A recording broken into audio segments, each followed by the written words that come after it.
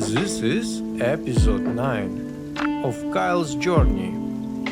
If you like the story, don't forget to like and subscribe. More battles, more fate, more fire are coming.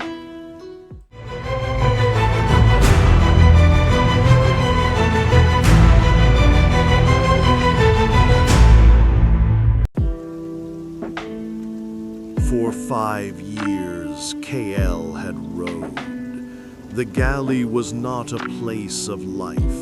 It was a machine of bone and blood. Chained to the oar benches, KL became a phantom.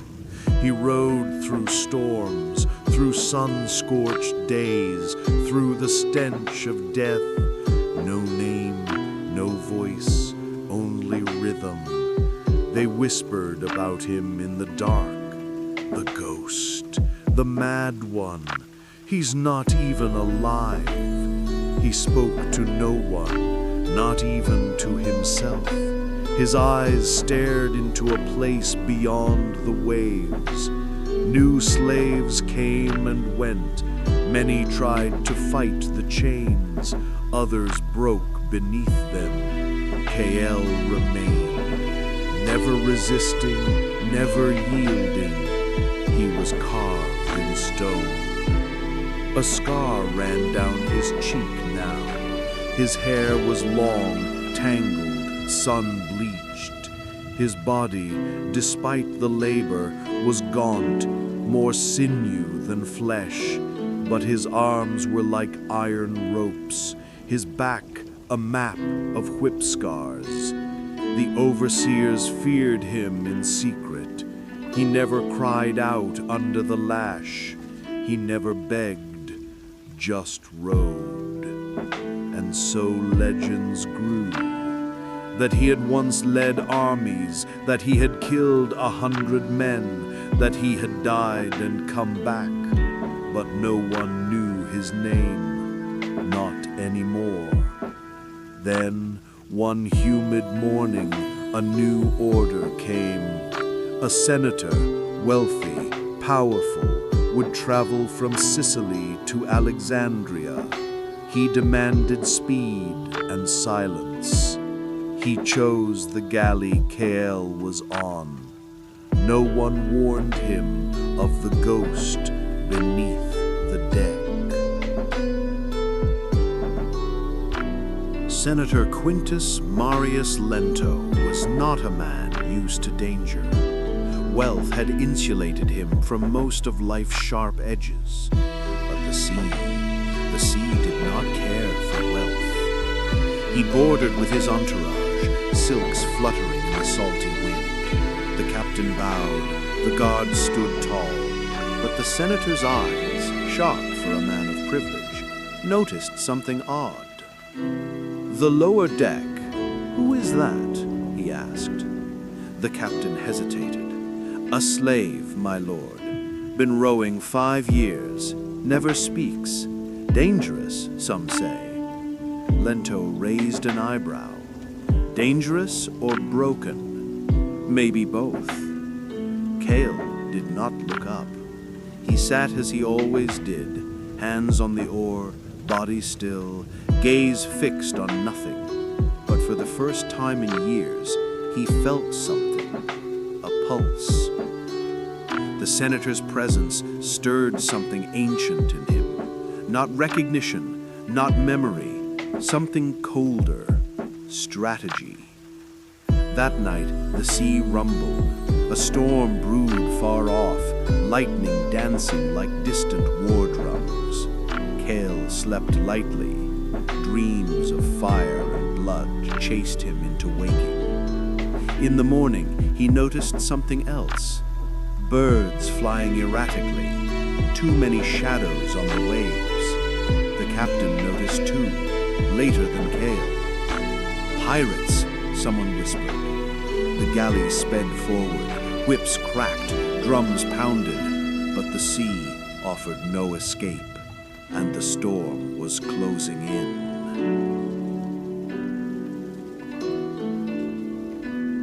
They came with the wind, 3 pirate ships with sails like torn wings. Their hulls were covered in black paint and bone sigils.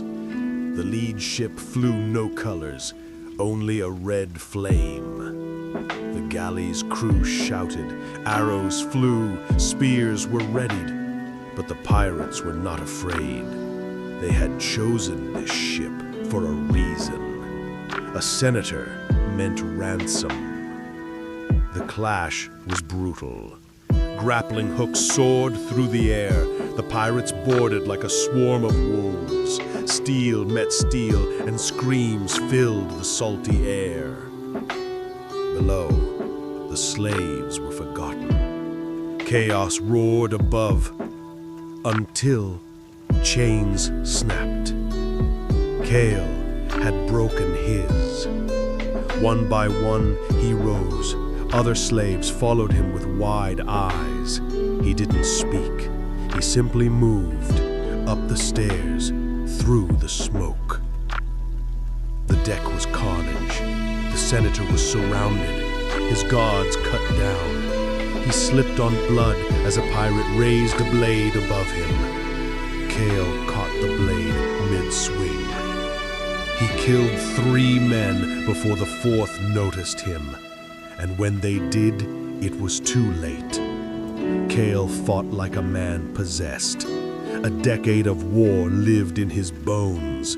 He moved with fury, with silence, with vengeance. The pirates didn't retreat. They died. The storm finally struck. Waves rose like mountains. The galley splintered. Fire met rain. The sea took friend and foe alike. Kale found the senator clinging to a beam. Without a word, he dragged him from the wreckage. Then, blackness. Salt. That was the first thing Kale tasted. Then sand. Then blood. He coughed, rolled over. The sun blinded him. The beach was littered with wreckage, bodies, splintered wood, and the senator, alive. Barely. Roman ships had found them. Smoke from the wrecks had drawn them. Kale remembered little, just flashes. The pirates, the fire, a boy crying, his own hands wet with blood. A medic approached. That slave, he's the one who saved the senator. Lento opened his eyes. His gaze found Kale. This man, he is mine now. No one objected. Kale was shackled again, but the chains felt different. Not heavier, just colder. The ship turned toward Alexandria, Egypt. Heat shimmered on the horizon. Kel didn't sleep. He stared at the stars. He remembered their shapes. And now he had a new name. Not slave, not ghost. Gladiator. Alexandria, jewel of the Nile. As Kale stepped onto the marble docks, he felt the pulse of a world far from Rome. Palms waved in the breeze. The city was gold and stone and spice. Its people wore linen and jewels. Camels groaned. Priests chanted. The senator's palanquin moved through the streets like a serpent of silk. Kale walked behind it, chains on his wrists, but eyes wide open. He was watched, studied, whispers followed. That's the slave who saved him. He doesn't look like a man, he looks like something older. Lento's villa sat on a cliffside, a place of luxury, of games, and of blood. Kale was taken below, beneath the gardens, past the mosaic halls, down into the training pits. There he saw them, gladiators, some young, some broken, some proud, all killers. "Welcome," said a tall Nubian with arms like tree trunks. "You're not the first Roman to come here in chains." Kael said nothing. But inside, something cracked. He was not dead. Not yet. And in this place, he would become more than memory. He would become legend.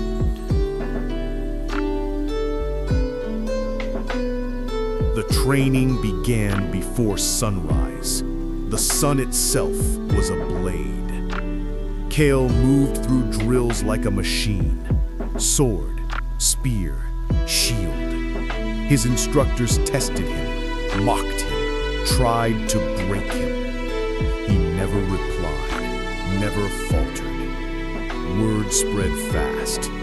The new one, the ghost from the sea, wasn't just good, he was terrifying. One veteran tried to humble him. They gave Kael a wooden blade, the other a steel one.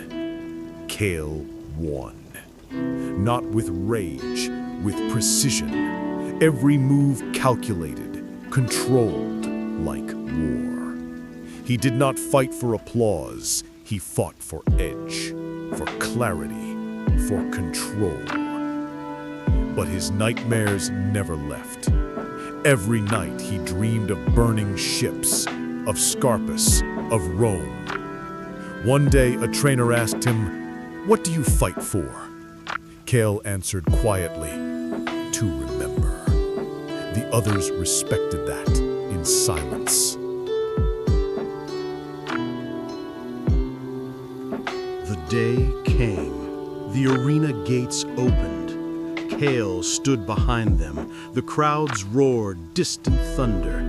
Above, the senator watched from his private seat. Kael wore armor now, not Roman, not tribal. Something new, something forged of two worlds. He stepped into the light. Thousands screamed, but he didn't hear them. His mind saw flames, chains, the senator's face, Scarpus's betrayal. This was no longer about survival. It was the beginning of vengeance. And the arena was only his stage.